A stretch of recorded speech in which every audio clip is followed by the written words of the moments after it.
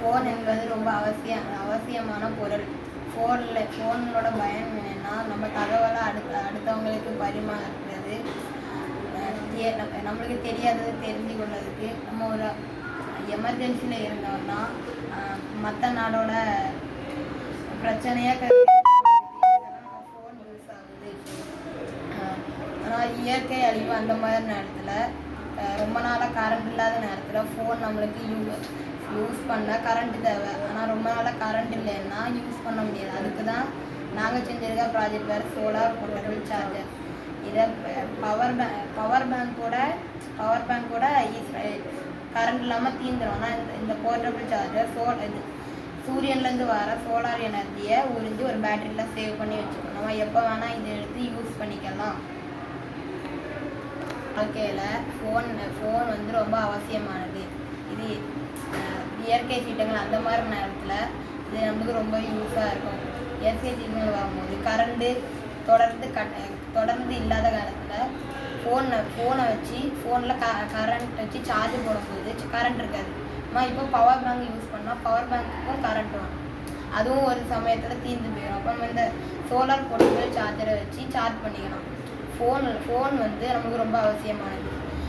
ஃபோனில் வந்து நம்ம தகவல் பரிமாற்றத்துக்கெல்லாம்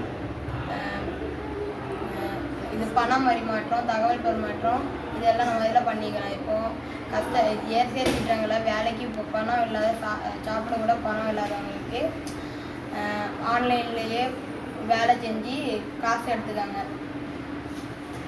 இப்போ நம்மளுக்கு பணம் வந்து கையில் இல்லாமல் எல்லாரும் ஜிபே, ஆன்லைன் பேமெண்ட் அப்படி பஸ்ஸுக்கு போனால் கூட ஆன்லைன் பேமெண்ட் தான் யூஸ் பண்ணிகிட்ருக்காங்க. கையில் வச்சுருந்தா யாராவது திருடிட்டு போயிடுறாங்க.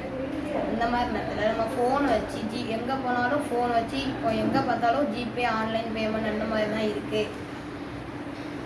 யூஸ் ஆகுதுன்னு நான் வந்து சொல்ல மாட்டேன். சுவிட்ச் ஆன் பண்ணிப்போம்.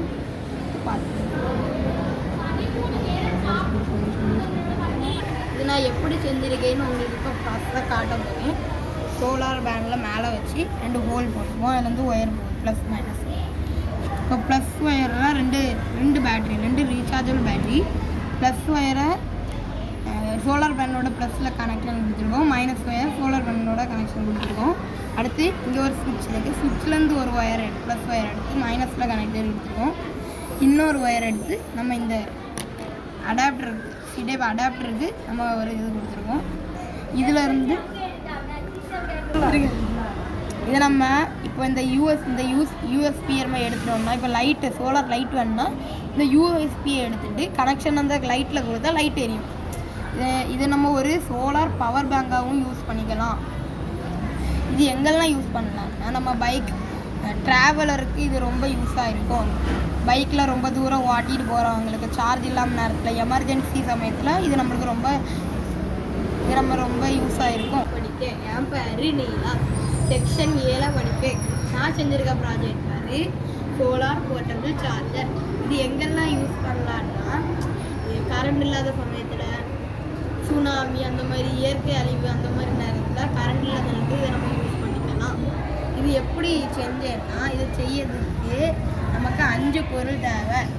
சோலார் பேனல், ரீசார்ஜபிள் பேட்டரி, ஸ்விட்ச் அடாப்டர், இப்படி கொஞ்சம் ஒயர்ஸ். இது எல்லாத்தையும் ப்ராசஸ் பண்ணி தான் நான் சோலார் போர்ட்டபிள் சார்ஜர் பண்ணியிருக்கேன்.